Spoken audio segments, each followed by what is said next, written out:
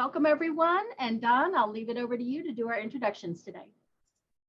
Well, good afternoon, everyone. About 20 years ago, when I was Dean of the College of Fine Arts at the University of Florida, I was involved in establishing a Center for the Arts and Technology, now known as the Digital World Institute. This effort had the enthusiastic support of then President John Lombardi. Following a national search, the search committee gave me its top recommendation for the person to be appointed director of the new center. I had assumed that it would be a computer engineer. So you can imagine my pleasant surprise when the committee's choice was an Emmy award-winning composer, James Oliverio. James is now internationally known as a composer, educator, and multimedia producer. Since January 2001, he has served as director of the Digital World Institute and holds full professorships in both music and in digital arts and sciences. Under his leadership, Digital World has won many prestigious awards and international recognition for its programs. James studied composition at the Cleveland Institute of Music. Prior to coming to UF, he served as the artist in residence at the Georgia Institute of Technology. James's orchestral scores have been commissioned and premiered by the Cleveland Orchestra, the Atlanta Symphony, and the Pittsburgh Symphony. He has produced for and collaborated with Jazz at Lincoln Center, the New York Philharmonic, the New York City Ballet, and the Film Society of Lincoln Center. James has also served as artistic consultant on a number of major projects with Wynton Marsalis, including the Millennial Composition, a commission of All Rise, which was premiered by the New York Philharmonic under the baton of Kurt Mazur. The work enjoyed subsequent performances by the famed Concerto Orchestra, the Los Angeles Philharmonic, and the Boston and Chicago Symphonies. In addition, James served as orchestral consultant to Wynton Marsalis on the Swing Symphony, which received its world premiere performance by the Berlin Philharmonic under the baton of Sir Simon Rattle, and then received its American premiere with the New York Philharmonic and a national broadcast on Live from Lincoln Center. It was UF's very good fortune to attract this visionary and highly effective administrator and gifted creative artist to its faculty. Please join me in welcoming James Oliverio, who is joining us from the North Georgia mountains, where he is on research leave completing a commission for the Cleveland Orchestra. Welcome, James. Oh, thank you, Don. Thank you. Glad to see you all here today. And so Don's pretty much given you the whole thing. Are there any questions? Seriously, I would like to propose that as I share some information with you, and then I will ask at that time if there's any questions rather than waiting until the end, because I know from myself, sometimes I have a question, but by the time it's 20 or 30 minutes later, I've forgotten the question, or I don't want to ask. So if that's okay, for those of you who have joined us with a camera, I would love to, see you if you want to raise your hand when I ask for questions, and I'll try to be sure that I see you. Or if you know that little button you can press, that a little hand will go up on the screen, and I can try to get to that as well. Julianne, if for some reason I'm not able to see everyone, but you notice someone is trying to ask a question, please feel free to say hello, and I will attempt to get to that question quickly, okay? Got you. Teamwork. Okay, sounds great. Well, so what I thought I would do, I will share my screen, and I've put together a number of pieces of music and some video and some imagery from my career thus far. And I would like to share it with you. And it covers, let's just say, from the late 20th century to the early 21st. I used to consider myself a 20th century composer, but since somebody changed the, from the 1900s to the 2000s, I've had to update my act and become a 21st century composer with roots in the 20th century. So I appreciate your understanding if I, at some point, refer to myself as a 20th century composer still, even though we'll be starting in the 20th century. So I was actually born around the middle of the 20th century, back in the 50s. And my father was an electrical engineer and my mother was a pianist. So as a young child over at my grandmother's house, there was a piano in what they called a Florida room in Cleveland, Ohio, where I was born and grew up. So in that Florida room, I would toddle over there and reach up and try to play a note on the piano. And eventually they said, oh, the kid's interested in music. We should give him piano lessons. Of course, I was still in my diapers, a little early for piano lessons. But by the time I did become of age, 7 or 8 years old, and was able to speak my mind, I was looking at sheet music that my mother would have on the piano. And I was also looking at circuit diagrams that my father would be designing with his slide rule and his abacus, and not abacus, actually the slide rule took the place of the abacus. But so I was interested in these symbols. And, you know, I didn't know the difference between, well, this is engineering and this is art. So I was interested in both of them. Eventually, they determined that they would give me some piano lessons. So I would Jimmy,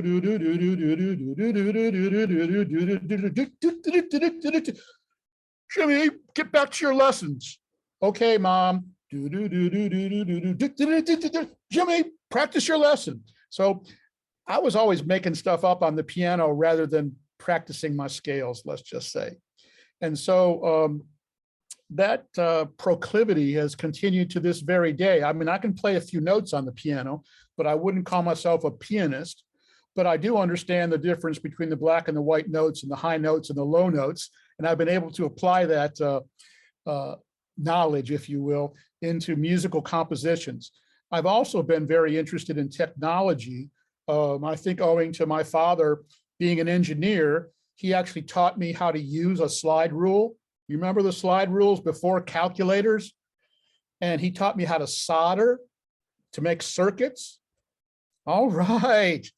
All right, Izzy, you got a slide rule there. Excellent.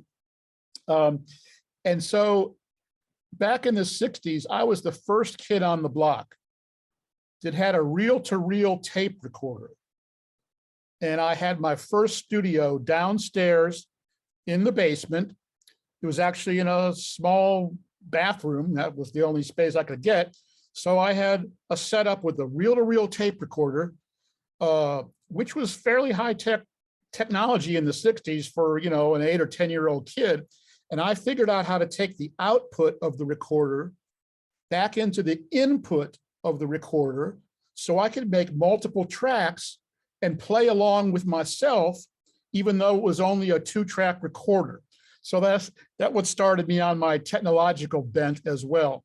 So by the time I graduated from high school, we had moved from Cleveland, Ohio to Athens, Georgia, where I finished high school, then went back to Ohio to help my grandparents. They had a business, their gas station that they've been running. So while I was there, my music teacher said, you should audition as a composer for the Cleveland Institute of Music. And I said, well, okay. And so I did. Somehow I got in, and I was there for a while, and I learned a lot about music composition. Especially, I was interested in orchestra music. To me, right now, as an artist, I consider myself to have 2 main instruments. One, the symphony orchestra as an instrument, a system of individual instruments that collectively forms a large type of instrument. And then also the digital media studio, where all these computers and different machines are also a kind of a system that when they work together, they can create new music and new art. So I view myself as, those are my 2 instruments, the orchestra and the digital media studio. So when I share with you some of the projects that I've worked on, you'll see both projects that have an orchestra that existed pretty much in the time of Brahms and Beethoven, and also some technology that really has not existed until the late 20th century and into the 21st. So if at any time I'm using any technology terms you might not be familiar with, when I ask for questions, just please feel free to let me know. So I'm going to give you a little overview here of some of the work that I've had. The first piece that I'd like to share with you is just the music. So there's not going to be any video to accompany it. Other pieces I'll share will have some video. So I'd like to do this first and just ask if possible. It's about a 7-minute piece that I wrote for orchestra. It was written upon the passing of one of my dear friends in the early 1990s. And I was fortunate enough to be able to be invited to go to the Ukraine and Russia, and the Kharkov Orchestra recorded this. So the first thing I'll share with you will just be the piece itself. But I think to me, it's very nostalgic, but also life affirming, even though it was written originally as an elegy for a great friend of mine who passed away when he was still in his late 20s. So I will share my screen now. Okay, well, hopefully you'll be able to hear the music. If for any reason you can't, stop me and I'll try, but here we go. Again, this was recorded in the former Soviet Union. A Russian conductor befriended Vakhtang Georgiania, invited me to come back over there with him. So I did and had a wonderful experience. So here we go.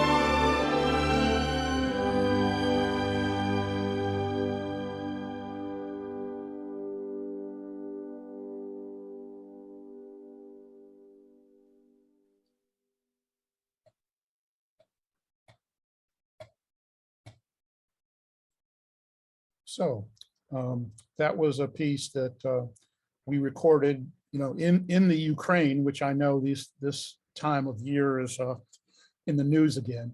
But anyway, so was able to get that recorded and come back to the US and put it out on a CD. So just wanted to share that. Hopefully the sound was okay, that you could hear the whole piece. I had some soft sections in there. But so beyond that, the next piece I'd like to share with you, and again, if you do have any questions, I could certainly answer them while they're on your mind. So I did a fair amount of work with movies, that is to say soundtracks for motion pictures. And living in Atlanta in the late 20th century, I had an association with both the Atlanta Symphony as well as the Atlanta Youth Symphony or Youth Orchestra. And so when a film producer approached me, Atlanta, as you may remember, was selected as the site for the 1996 Summer Olympics. And this was a very big deal for the city of Atlanta, because that year, I believe, if I remember correctly, was the 100th anniversary of one of the aspects of the Olympics. And Athens, Greece was one of the cities that was vying to host the Olympics. But as it turned out, the city of Atlanta wanted to make a movie as part of their presentation to host the Olympics. It's not just about the sports. That when they select a city, it's about the infrastructure, it's about the cultural amenities of the city, the shopping, the things that all cultural tourists will do. So I was pleased that in this sense, we were selected, a filmmaker and I, to make the movie that was actually commissioned for this. So I'm going to move forward and share with you the short movie that we actually made. It's just a couple minutes long, but I had the idea of putting the Atlanta Youth Symphony into the movie.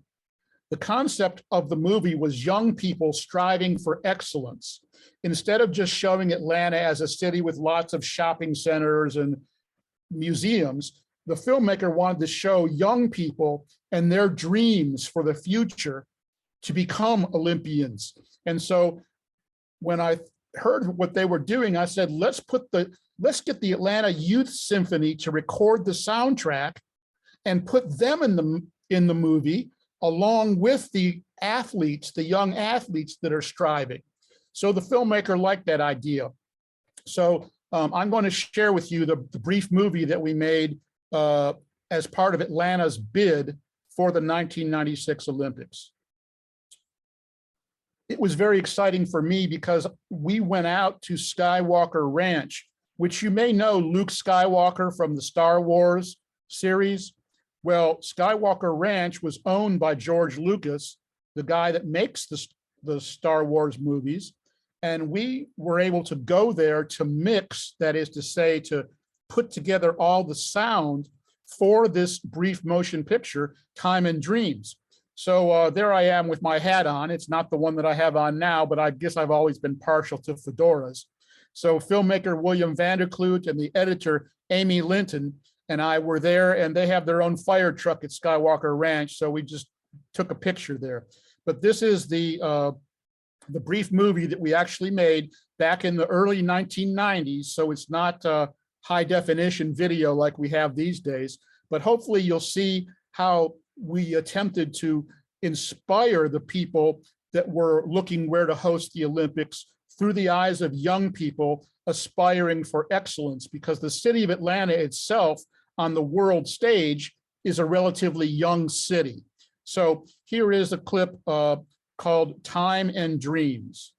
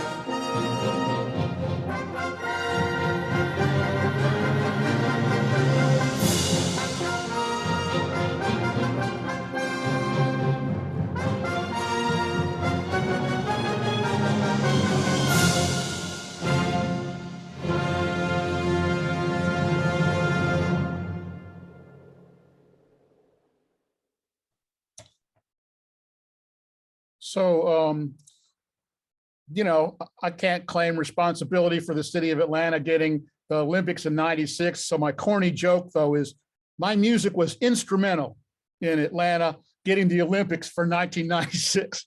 You'll forgive my corny joke, I hope. But I was pleased that, you know, we got to represent the arts in the movie about the Olympics, because as you know, young people in the symphony orchestra wanting to grow up to be professional musicians is a quite demanding type of pursuit as well. So anyways, that was the idea, and the filmmaker agreed to the concept, as did the client, the Atlanta Olympic Organizing Committee. So any questions or comments so far? I trust everyone can hear and see the video all right? It's been wonderful. Thank you. Okay, okay, great. So as Don mentioned, I was fortunate to be the composer in residence at the Georgia Institute of Technology, usually called Georgia Tech, in Atlanta. And this is where I felt very much at home, because again, my father as an engineer and my mother as an artist, as the only artist at the Georgia Institute of Technology in residence. They didn't have an art department per se, and the music department was really the marching band for the football team. But I was housed in the College of Architecture, and before the Olympics happened, after that promo movie that we made, and then they said one day in Tokyo, they announced the winner. And of course, when they said, and the winner is Atlanta, everyone in that city, woo, woo, woo. So before the actual Olympic Games in the summer of '96, they had what they called the Cultural Olympiad. And so Georgia Tech was selected as the Olympic village where the athletes would stay, some of them when they came for their Olympic Games. So I proposed to, as part of the Cultural Olympiad 2 years before the Games, to create an opera, a multimedia opera, and to premiere it as part of the Cultural Olympiad from the Georgia Tech Theater for the Performing Arts. And so they said, okay. And so I'm going to share with you a short clip that CNN, the cable news network that Ted Turner founded in Atlanta, they did a little story about the multimedia opera. Now, this was again in the early to mid 1990s, and the concept of an opera using multimedia was not taken for granted.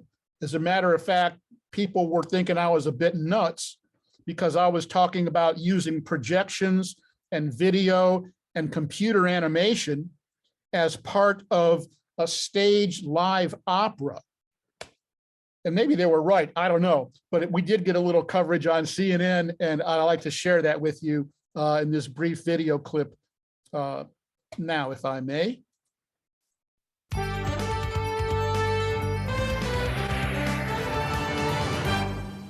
It's being called a new art form. Starchild is the title of a multimedia opera that premiered early in June. David George reports Starchild's creators combine technology and traditional art forms to produce a hauntingly beautiful vision of the future and the past.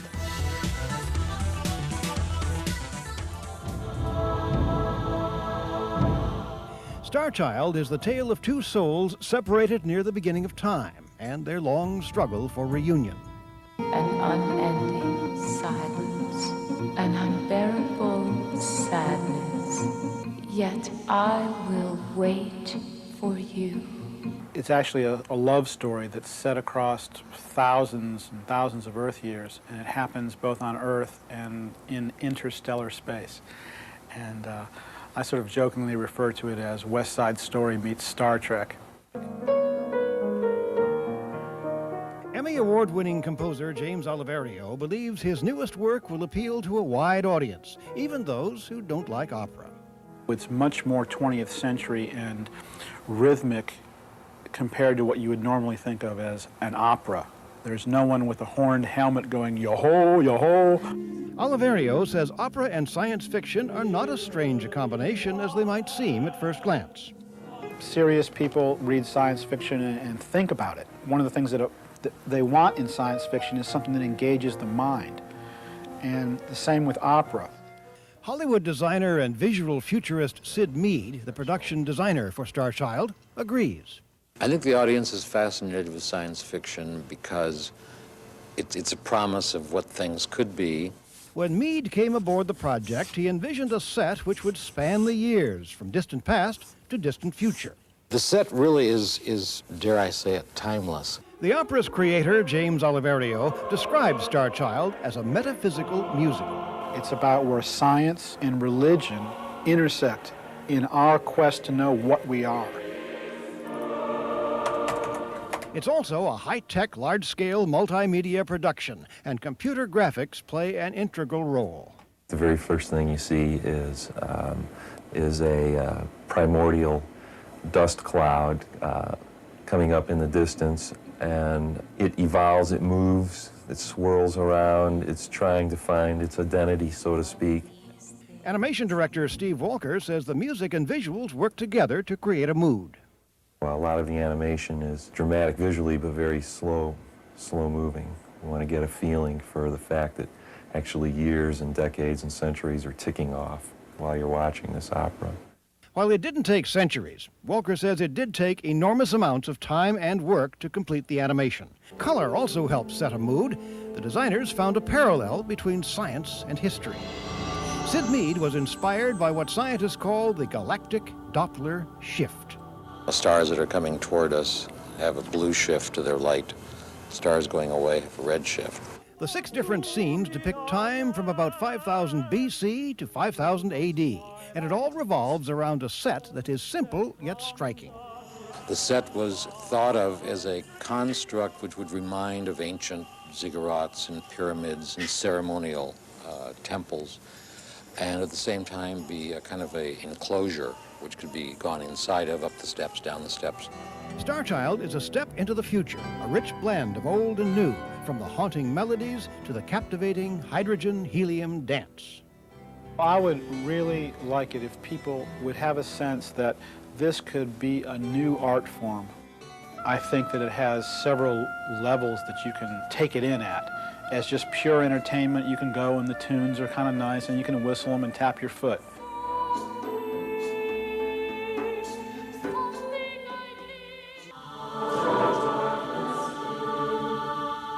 And then at the sort of the deepest level, it's a metaphor for science, religion, art, and the whole human consciousness that's evolved and will continue to evolve in the future. David George, CNN Future Watch. So I was pleased to get a little publicity there, you know, on national and international television. And so we premiered the piece for the Cultural Olympiad, and it was eventually, we made it into, we actually taped it. The Dean of the College of Architecture, I had put in a request for an amount of money to get Georgia Public Television to come and film the opera. And he was like, well, no, we don't really have a budget for that, sorry. He came the first night and found me at intermission and said, hey, James, can we still put this for television? I said, I don't know, I'm gonna have to call the television station because I told them no, and they had to bring their huge van. So anyways, we were able to get Georgia Public Television to come and video tape the entire opera, and we made a TV documentary and a movie of it. And I was pleased that I won my 5th Emmy Award for that public television broadcast of the opera. So that particular work turned out pretty well. We're used to seeing computer animation now in movies and soundtracks that have special effects, et cetera. But back in the middle of the 90s, it was a pretty new kind of thing, especially to get all of the people that I got to volunteer to work on that opera, because we really didn't have much of a budget, you know, to put it on. So I convinced and cajoled a lot of people to come work on it. But for those of you, I don't know if any of you are science fiction aficionados, but the guy that was the visual designer, Sid Mead, was also the visual futurist for the movie Blade Runner, and which was a seminal work of science fiction in the late 20th century. As a matter of fact, I don't know what I was thinking in those days, but I said to the department chair, hey, let's get some money from the president of the university to put on this opera. And he's like, wait a minute, James, we have the marching band here, but we don't do opera at Georgia Tech. So I said, please, come on, has he ever been to the music department? Well, no, come on, bring him over here. It might even help you to get some funding it was an old school building, was the music department, like from the 1920s. So we invite the president over, and of course the dean comes with him, and he sits there, and I put together a little video that proposed that a futuristic opera at Georgia Tech. And so I'm sitting next to the president, Dr. Wayne Clough, who eventually went on to the Smithsonian, and he's sitting there, and I'm like, sweating and everything. And luckily the video plays. And in the video, I had put Sid Mead, and Sid Mead, designer of Blade Runner, blah, blah, blah. And the president leans over to me and says, yeah, that's my favorite movie. So the next morning we had our money. It was great. It was great. So the fact that science fiction was something the president liked, and he knew the guy that was the art director and all that. So it turned out pretty well. I just thought you'd enjoy that little story. Don, I sure appreciate you as a dean and knowing how politics goes at universities, that, oh, it's not possible. We don't fund operas here, but somehow the president saw it and we did okay. Okay, any questions or comments on my methodologies? Okay. So now another thing that I've been involved with is writing for orchestra and a concert, that is to say concert music for orchestra. And so I've always had an interest in, I'm going to put you guys over here. I've always had an interest in the instrument called the timpani. Ever since I went to the Cleveland Institute of Music, one of the timpanists there asked me to write a piece for his senior recital. So I said, yes, sure. He went on to become the timpanist of the Atlanta Symphony, and then was hired by the Cleveland Orchestra to become their timpanist. So here I was, a 20-year-old guy. I didn't know too much about, well, of course I knew everything as a 20-year-old guy, but I really didn't know too much about anything. But I decided I was going to apply for a grant for the National Endowment for the Arts, which is the big, organization in Washington, D.C., to write this timpani concerto. Okay, but in those days, Robert Shaw, the great choral conductor, was the music director of the Atlanta Symphony. And so I got an interview with him because the timpanist went down and said, Mr. Shaw, this is James Oliverio, composer, and he would like to have your blessing to propose to a grant for the National Endowment. So Mr. Shaw, in his way, talked, well, yes, well, all right, I will give you a recommendation, a strong recommendation, but tell me, have you taken to drawing rabbits on your scores? Drawing rabbits on my musical scores? Now, luckily, I knew what he was talking about because the composition teacher at the Cleveland Institute of Music that I was studying with drew little rabbits and all sorts of stuff on his music scores. So luckily, I knew what he was talking about. I did. And so when he said, have you taken to drawing rabbits on your scores? I said, no, sir, I haven't gotten to that advanced state of composition yet, but with your help, I hope to. So anyways, he wrote a recommendation and I got $8,000 in like 1980 something from the National Endowment for the Arts. that was a lot of money for an artist, a composer especially. And so, I used the money to go to Italy and spend the summer in Tuscany by myself on the top of a mountain writing this piece. And then while I was gone, the timpanist got the job with the Cleveland Orchestra. And so, well, we didn't premiere it with Atlanta Orchestra because Cleveland did it first. And if you know anything about orchestras, Cleveland is generally regarded as one of the top 10 orchestras in the country and some even in the world. And so I was especially pleased with that. So then Atlanta played the piece. And so I called the piece the Olympian, not because I've been involved with the Olympics in Atlanta, but because when the piece premiered, it called for 8 kettle drums. Now, normally the timpanist is in the back of the orchestra playing 2 or 3 drums, boom, boom, boom, boom, boom, boom, boom. But my piece called for 8 drums in front of the orchestra. And so he was up there playing like a jazz drummer, all these rhythms and everything. And afterwards, the people in the audience came back, and one of the women came up to him, and I heard her say to the soloist, "Oh my God, that was just so sexy and so athletic and powerful." I was like, I guess so. But so then, and he was saying, yeah, it's like an Olympic workout playing 8 drums, because normally I just play 2 or 3.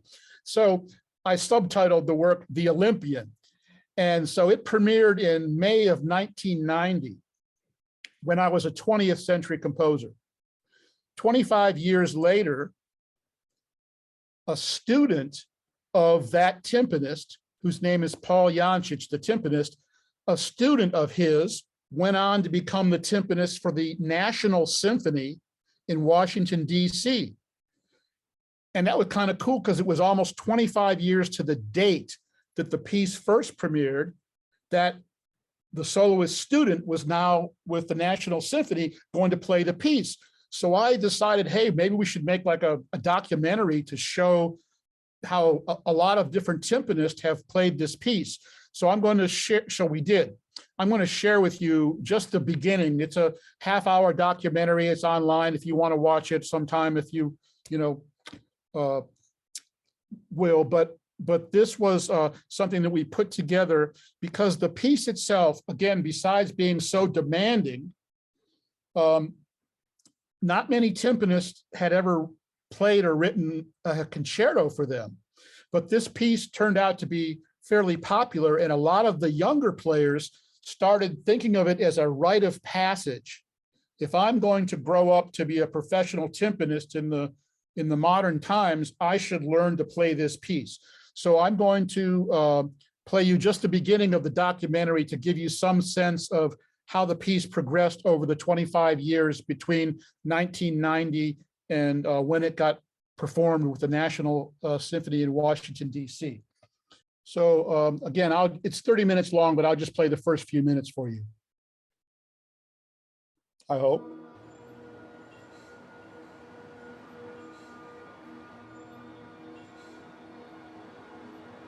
Hi, I'm Paul Jančić, timpanist of the Cleveland Orchestra.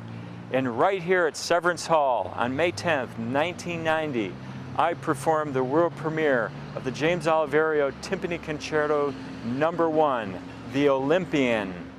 I believe that the Olympian is the standard of timpani concerto to perform. In a sense, to prove yourself as a timpanist in the 21st century. It's no wonder they call it the Olympian, because every time I work on it, I lose some weight. And I can't wait to do it again. In my opinion, at this point, it is the best, the most virtuosic, the most complete piece written for solo timpani. As a player, it forces you to really dig in. You're no longer playing just rhythms, you're playing lines and counter lines. It's a tour de force for the instrument. I think it's the type of thing that people will leave the hall saying, wow. And I highly recommend anyone that wants to stretch their abilities and their musicianship to tackle it.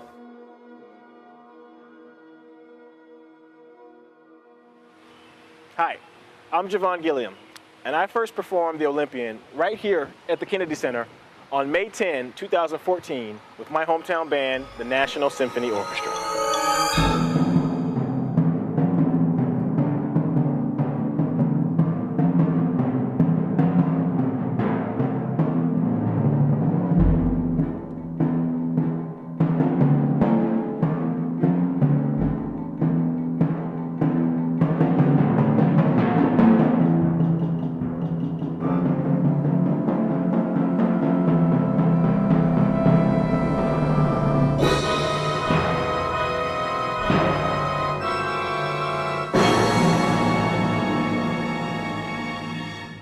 Oliverio and I met each other at the Cleveland Institute of Music while we were students there. I asked him to write a piece for my senior recital.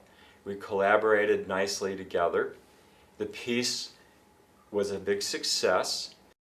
And I continued our friendship and collaboration when I moved to the Atlanta Symphony as Timpanos. At that point, Robert Shaw wrote a nice letter of recommendation to the National Endowment for the Arts, and we got a Timpani concerto funded. Okay, well, there you have it. I didn't want to play the whole thing for you, but at this point, are there any questions or comments? I know I've been blabbing for a while, so I just want to be sure that I don't leave you either mystified or wishing I'd stop. Okay. So what I would like to do now, if there aren't any questions, just continue a little bit with my presentation. I got the distinct honor and opportunity, as Don mentioned a few moments ago, to work with Wynton Marsalis and the Lincoln Center Jazz Orchestra. Okay, yeah, so I was asked to, actually a college mate of mine, I went to University of Georgia for my undergraduate, as well as Cleveland. He called me, that's Rob Gibson standing there on the left, because Wynton Marsalis, a very well-known jazz trumpet player, was commissioned to do several orchestra pieces, and he had never written for orchestra before, even though, of course, he's a virtuoso trumpet player and jazz ensemble. So they brought me in to be his consultant on a number of pieces. And the first of it was for Duke Ellington's 100th anniversary. And we broadcast that, part of it, with the New York Phil on Live from Lincoln Center. And that also went on in the Concertgebouw, Russian National Symphony, London, Boston, etc. So that was kind of a cool, and I got to work very closely with Wynton. Another project that came up was for the Millennial. The New York Phil commissioned him to do a large scale work for orchestra and chorus and jazz ensemble that premiered for the new millennia when we went to the 21st century. So I got to work with him on that, and Kurt Mazur conducted it. It was great. So that started some collaborations that I feel very fortunate to be able to work on. Another of the pieces that I had written was for the Pittsburgh Symphony, a percussion concerto called The Messenger, that was using computer animation, similar to what we did for Starchild, but in this case with a symphony orchestra to perform live with graphics that were influenced by the percussionist. It was premiered with Pittsburgh, and afterwards I found out, though, that not many orchestras were willing to set up all the electronics and everything that were required to do this piece. So I came up with the idea of taking some of the graphics and creating a short movie with the first movement of my timpani concerto and these animated videos. And so the piece called Codex Timpanos premiered at Turner Studios in Atlanta with the timpanist of the Atlanta Symphony playing. So that's another example of how I combined technology and the digital media studio with traditional art forms in the case of opera and the symphony orchestra. So I'll pause there for a minute because I was wondering if there's anything that I had talked about so far that you might have a question or even a comment like, what the heck is that? So feel free to hold forth if you do. Okay, I guess I'm leaving you speechless, right? Hopefully that's it's on the good side of speechless. Wonderful, yes. I'm surprised they're not asking questions. Maybe they're saving them for the end. Okay, well, I just want to be sure I'm conscious of our time, so we're doing okay for now. Let's see. One of the things that Don also mentioned, and I'm very pleased and proud of the association that I've had with the University of Florida, is that as the founding director of the Digital Worlds Institute, I was able to work both in the College of Fine Arts and the College of Engineering and the College of Communication and other colleges at UF. And you may know that the University of Florida has, well, at least 16 different colleges that make up the whole university. Some of those colleges are larger than Georgia Tech, where I used to be in Atlanta.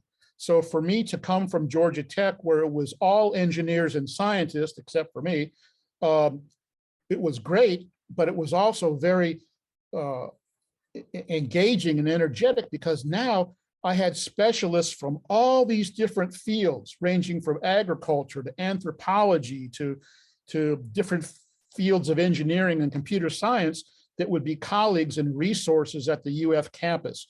So that I started on January 21st, 2001 as the founding director. And one of the things that I wanted to do was somehow get the Digital Worlds Institute on the map, so to speak. I was able to call some of the people at CNN that had done that story about the opera when I was in Atlanta. And we were able to get a story on CNN about some of the work that we did. So I'm going to briefly just share with you a couple of pictures and talk about the projects that we did at UF and all around the world with these new technologies. And in this case, I wasn't always the composer. I was more of the producer. But in my role as a creative person and also an administrator, I was taking these different systems and different people around the world and different technologies and weaving them together into what I viewed as a multimedia, multi-dimensional, multi-continental performing arts experience. Now, what is he talking about now? I'll show you some pictures that might help explain that. So after Codex Timpanos, the very first thing that I did in a new building that we were able to acquire the stewardship of, the old Norman Gym. Some of you who may be familiar with the campus at UF, the Norman Gymnasium dates back to the 1930s. So we were able to get a high-speed connection to a science conference in Chile, that is to say, South America. And one of our faculty had Chilean roots. So the idea was that we were going to share a Chilean folk tale for a conference of scientists that were in Chile and show the University of Florida dance and theater students retelling this folk tale of creation. And so the scientists said, okay, sure, if you want to do that. We'd never heard about anything like this before, but we were able to do that. And this is the team that from our new facility in the old Norman Gym, we were able to retell this creation myth. And these are dancers and theater people with our faculty there in the new space. And here is a picture from the science conference in northern Chile where they watched this performance. Now, they told me that at the end of the performance, that they had a standing ovation, and some people were actually crying because they didn't believe that American young people, students at a university, even knew where Chile was on the map, let alone enough about the culture to share their interpretation of Chilean folklore and tradition.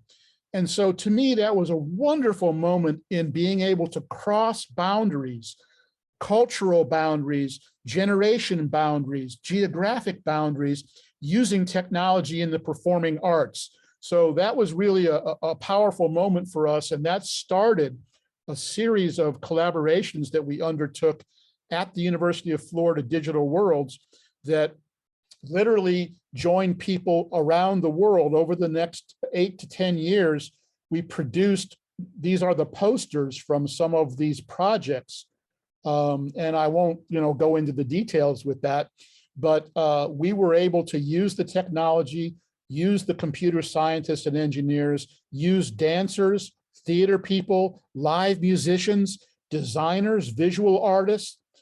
And in the case when we did the piece for Martin Luther King's alma mater, Morehouse College, World House, connecting the global community, we also work with social scientists and historians on that piece. So again, while I wasn't necessarily a composer with these, I was sort of designed and got a lot of people to volunteer, and even sometimes got a little budget to do these productions. This is one of the very first that we actually used a technology called the Internet 2. Dancing Beyond Boundaries was a piece that some of our dance colleagues, musicians, and people in the College of Journalism, we used the high-speed internet. Now, this is in the year 2001, by the way. So we didn't have Skype, we didn't have Zoom, we didn't have the technology that you and I are sharing right now, but we did have the underpinnings. And this diagram shows how we joined together the University of Florida, the Supercomputing Conference in Denver, the University of Campinas in Brazil, the University of Minnesota, and did a live performance that we created in 2 to 3 days on the floor of the Global Supercomputing Conference. Here's a short video that CNN put together to explain it maybe a little clearer than I have. So I'm going to share this with you for a moment. It's a short video, but I think it gives a sense of what it was that we were doing.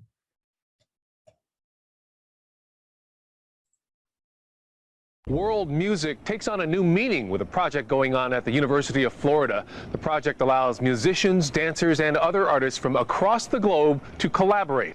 Dancing Beyond Boundaries premiered both in Denver and all around the world over the internet and the Access Grid. This is contemporary art. It should be of our time, and our time involves digital media. When the piece premiered on the 4th day of the Supercomputing Conference, Dancing Beyond Boundaries garnered one of the 3 prestigious awards in the High Bandwidth Challenge, along with the U.S. Department of Energy, Lawrence Livermore National Labs, and the San Diego Supercomputing Center. The Digital Worlds Award, sponsored by Quest Telecommunications, was for the most creative and courageous use of the high-speed network. So again, without actually seeing it or being part of it, it might be a little difficult to understand, but I think that now that I've sort of hopefully set it up using these technologies, including the internet, back in 2001, way before we're able to do what we did now, we were able to join universities on multiple continents together doing live performing arts. So I'm very pleased and proud that we were able to do that. Here's the question from Michael. Every composer's biography includes struggles to get funding commissions. And if you have time, would you speak a little bit about how you make contacts and who or what organizations are some of your sources? Sure. I'll tell you what, I'm going to talk about that a little bit while I put up another slide. And when you see it take up the full screen, just say okay or something. But so part of my strategy for getting commissions and for working on various new pieces involves being able to work with people who I have a relationship with. So, for example, when I went to the music school, Cleveland Institute, I wrote that piece for a senior recital of a young student there, just like myself. Didn't know he'd go on to become the timpanist of the Cleveland Orchestra. And so I tried to maintain relationships with other musicians, and they go on to various places around the world. I have associates now that are playing in Europe and in Asia and Australia even, that I've been able to build on those relationships. The other way that I've been able to do it is to write grants. After my first grant writing experience with the National Endowment, I figured, well, I might as well try to do this again. So that is one way. Luckily, I've been able to receive a couple commissions, like from the Atlanta Organizing Committee for the Olympic Games. They commissioned me to write a piece for the Atlanta Symphony when the Queen of Norway, who was the sister city, Norway and Georgia, she came and the Atlanta Symphony premiered the piece there. So those are various ways that I'm able to do that. But of course, as I affectionately refer to it as my full-time day job as an administrator and director at UF, does take a lot of time and energy. So I'm not able to compose as much as I did in the 90s, although, tell you the truth, I am looking forward to a day soon when I will not be working full-time and can get back to writing music more full-time. So maybe in the next couple of years, I might be able to enjoy the kind of time and creative space that I'm hopeful that you are enjoying now, not having to deal with writing the reports and personnel and all the kinds of things that a director does at the university. Michael, does that give you an okay answer for your question? I assume so. Okay, are there any other questions now? I've got a few more things that I'd like to share with you if our time permits. Okay, so as a result of Dancing Beyond Boundaries, the Australian Arts Council saw what we were doing and they funded an artist to come over and work with us to make this piece, Navigating Gravity, which also was an intercontinental piece and used our laboratory in the computer science building. And these are some dancers not dancing in a full stage, but dancing in our computer lab with cameras and videos. And as you can see, they were very creative in the way that they put this together. We then got another commission from the university in Korea, the Korean Advanced Institute of Science and Technology. And so I called this piece Non Divisi, which is a musical term meaning not divided. Oftentimes in an orchestra, somebody might play a high note in the violins and a lower note in the violins. So they're divided and they make harmony. But when you write non divisi, that means we come together. So that was a concept that we joined together over the Internet 2, which is a research network for universities.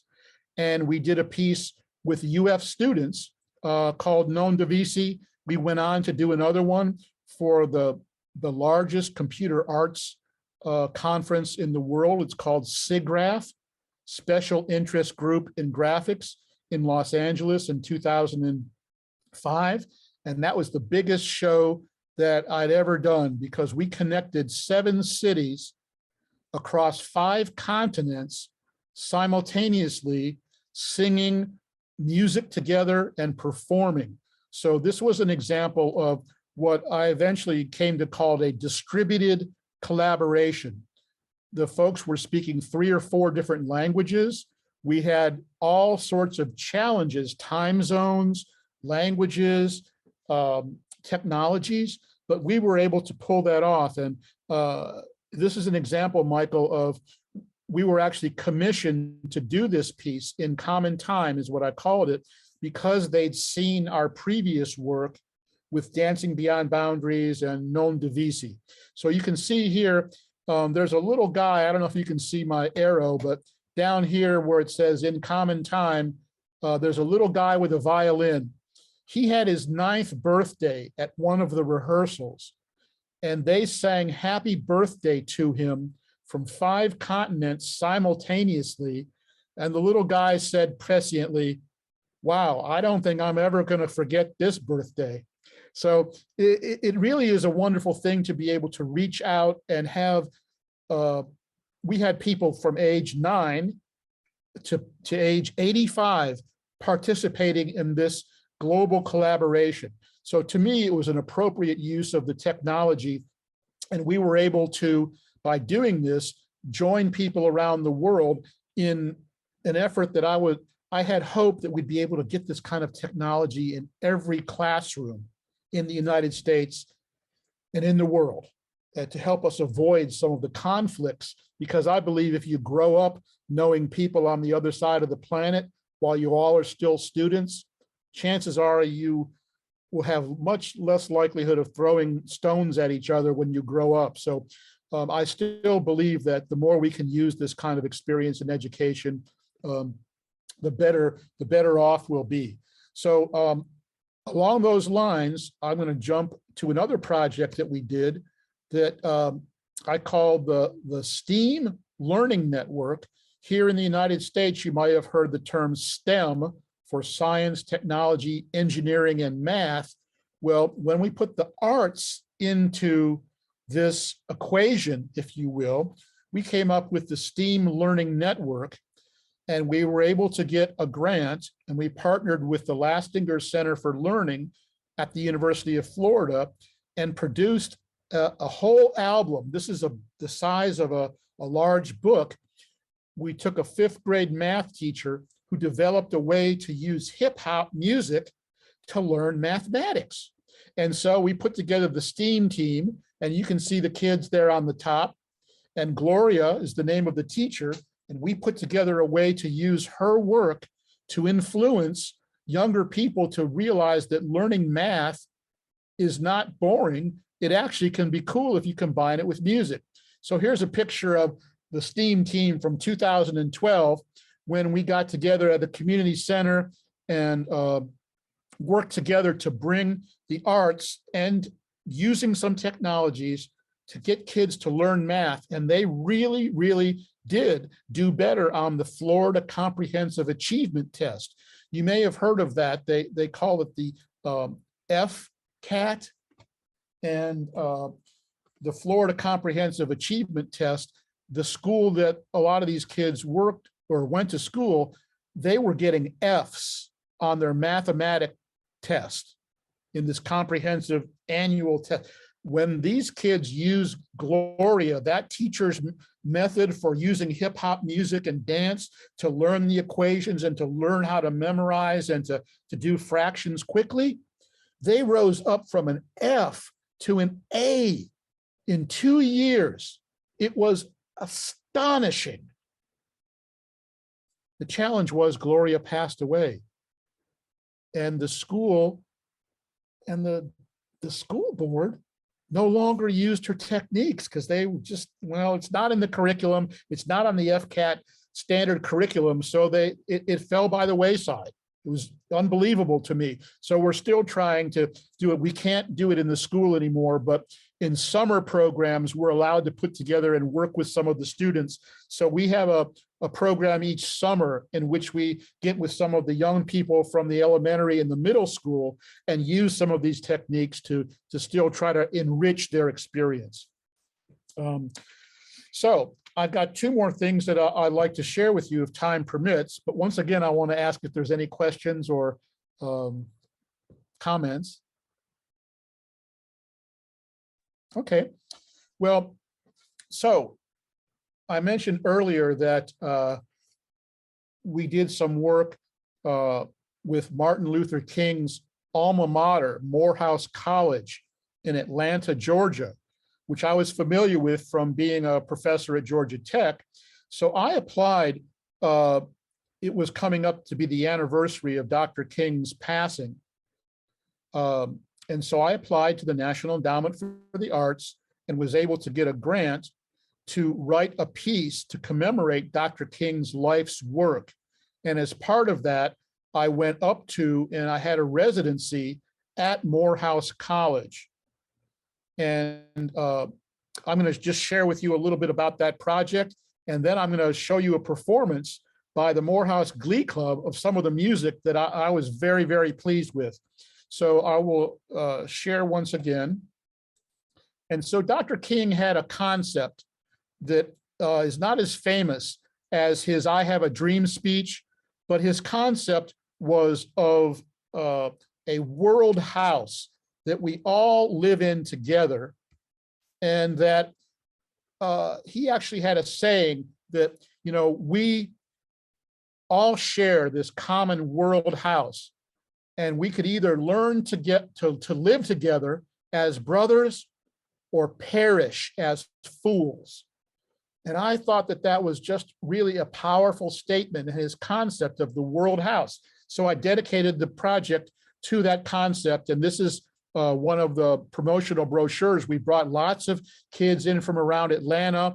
We premiered in Valdosta, Georgia, with a faculty member here in the Valdosta Symphony as a partnership between community churches, community orchestra, education, to get the work of Dr. King to be known about and understood by young students in the 21st century. So that project, again, funded by the National Endowment. Also, I was invited to come out to the University of Oklahoma for Dr. King's the MLK Day in 2019. And they performed several of my works, including the World House Concerto. They've got a wonderful concert hall here. And you may have heard over the past couple of years, unfortunately, in that part of the country, there have been some unfortunate racial occurrences. So being able to go there and bring people together with music at the University of Oklahoma was a wonderful way of using music. And here's the saying of Dr. King, I paraphrase, our world house, our one common planet, the only place people of all races can either learn to live together or, quote, perish as fools. So he used this term when he accepted the Nobel Prize in 1964, and I thought it was an appropriate concept to create the piece. Now, you may know that the Morehouse Glee Club is world famous. Morehouse is a school for young men, and so what I did was to take some of the themes from the trumpet and orchestra concerto and put it together into two songs that I'm now going to share with you that the Morehouse Glee Club performed, and they performed quite nicely. And they're very short songs, but I'd like to just share them with you.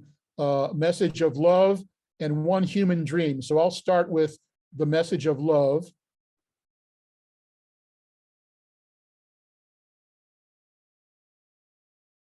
It'll take a few, there we go.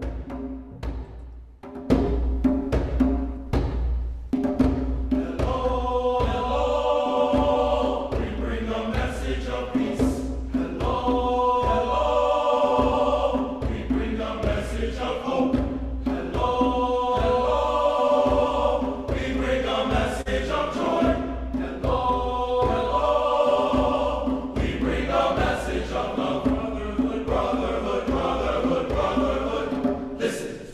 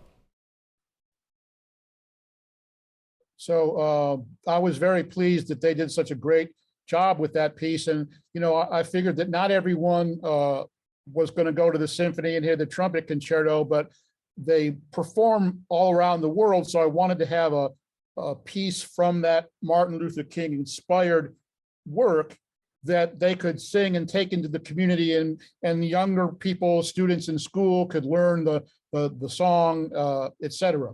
So I have one other, it's shorter than this, one other piece that came from that symphony I'd like to share with you. And then I have one final piece from the Atlanta Symphony that I would like to share with you after this. Let's see, here it is, this piece, One Human Dream.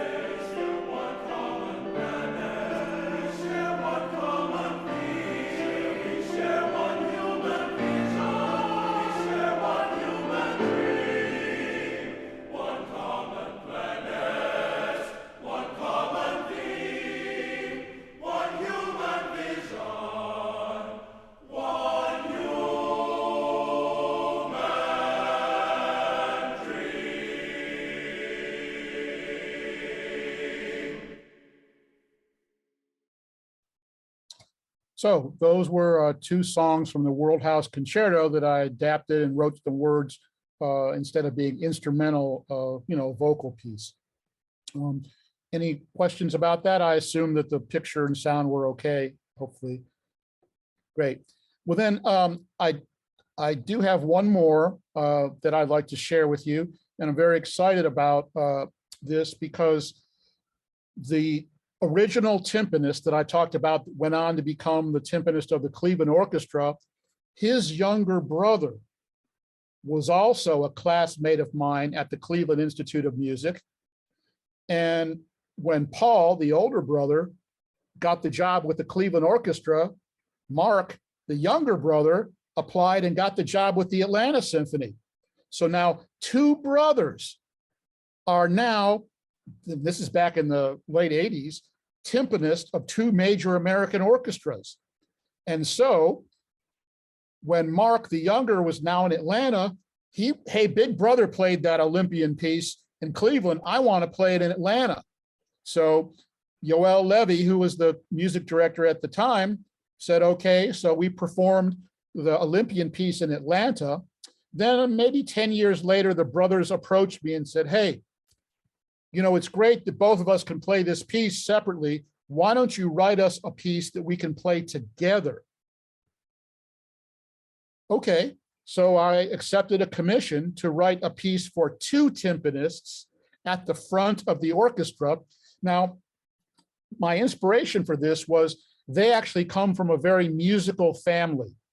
In other words, both their mother and their father were French horn players, one with the Chicago Symphony, and on the mother's side of their musical family, their grandfather played cornet with John Philip Sousa and was one of the outstanding cornetists of his day.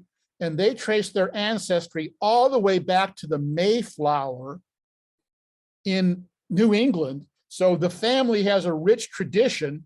So I sort of use that as an inspiration instead of just writing, like dueling timpani piece of their family as, and I called it dynasty, a musical dynasty, that they've gone through this. And now, even to today, are the only two brothers that we know of that hold first chair timpanists with major American orchestras or even in the world. So I wrote the piece for them. It was premiered in Atlanta, and then they played it in Cleveland together. And the piece has gone on to be performed a number of times. As a matter of fact, I got a call a couple months ago. They're going to be performing it next month in Fort Wayne, Indiana, two of the students of these timpanists. So what happened was they wanted to actually record this with the Atlanta Symphony Orchestra. And we did it. And not only did we record it for a compact disc to be released, we decided we were going to make a video of it, and we raised money. We had to raise tens of thousands of dollars to pay the union musicians to be able to make a video of them while they were in Symphony Hall recording for the CD. We had a camera crew come in, and so we've been working on the video after the CD was released. And I'm going to play you now just a, you know how a movie trailer just sort of gives you a sense of the whole movie. I'm going to play the trailer now so you can sort of see the 5 different movements of the piece just a little bit, and how the Atlanta Symphony looks when they're in a recording session at the Woodruff Arts Center in Atlanta, Georgia. So I'm going to play you with a little the video clip now, and hopefully you will enjoy this as well. Well, there they are, the brothers Jancic, Mark the younger on the left and Paul on the right, and Robert Spano, the music director of Atlanta Symphony, and of course the composer guy. And I'm going to attempt to play the trailer for the video that we've released this past year. And let's see if we can make this work. I think it looks good so far.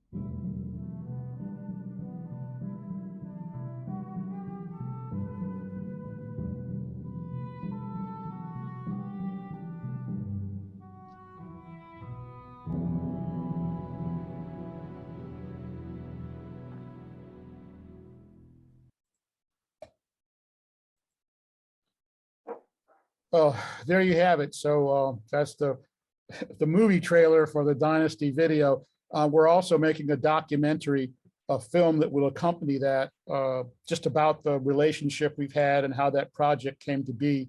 So we're hopeful to have that finished this year. So, you know, if this were still the era of slide projectors, I would say, well, I just showed you a bunch of my slides. But luckily we had some video and some sound to go with that. Hopefully, luckily. Yeah, the sun's behind me here today. So, I mean, this is the time of day when the sun's getting low. So sorry, it's kind of bright, but at least something about this video is bright. But fabulous. It was fabulous. Go ahead, Don. James, this has been absolutely fantastic.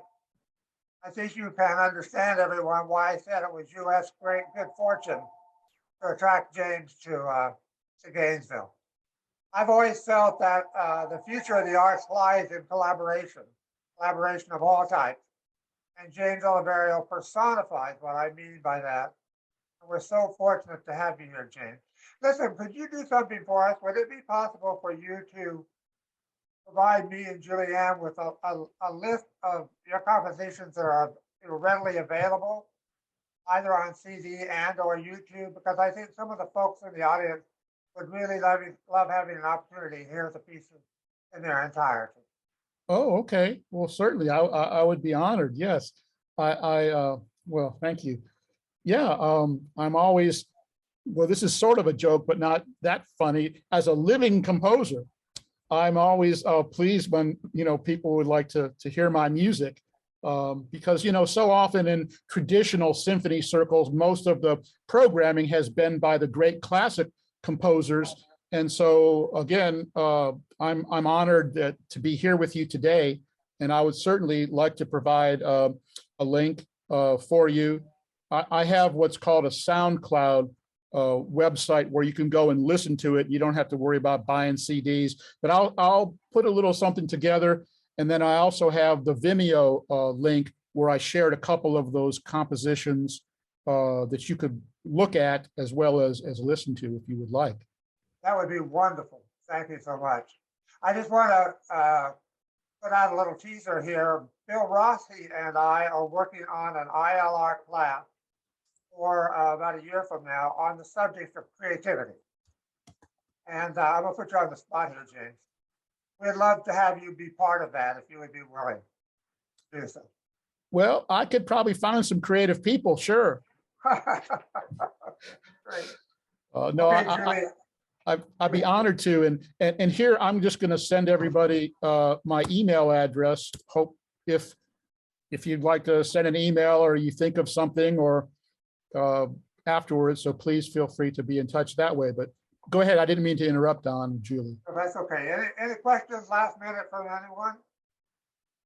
Just lots of compliments in the chat. Oh, well, thank you very much. It's my pleasure. And I'll look forward to seeing you live in person, hopefully sometime soon. And, you know, right now I'm actually, as Don mentioned, I'm working on another timpani concerto for the Cleveland Orchestra that it's kind of not funny, but to me it's appropriate that I wrote the piece for the senior recital while we were in the conservatory for the timpanist of the Cleveland Orchestra. And he said, look, I'm just sticking around to play this piece and then I'm going to retire. So it's sort of like when we were, you know, young guys at the Institute, you know, we got together and now they commissioned that he's been there, I don't know, since the 80s. Wow. I guess I lost a decade or two in there.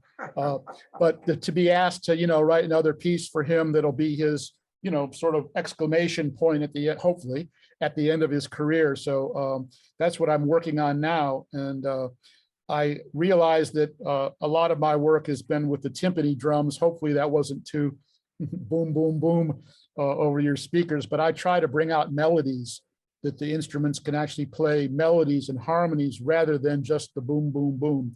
So hopefully that will come across in some of the pieces. All right, Don, we have him on record saying he'd work on the creativity session with us. There you go. Well, thank you all again for being with us. Any note about next week, Don? Oh, You have Chris next week Goddard? we have the privilege of being with Chris Goddard, who's actually a Canadian composer who lives in Gainesville and teaches as an adjunct professor at UF. And Diane Haynes will be introducing him to all of you. Again, Dr. Olivario, thank you so much. We Oh, wish my- everyone well. My pleasure. Well, double live long and prosper, as Mr. Spock would say. Wonderful. Thank you all.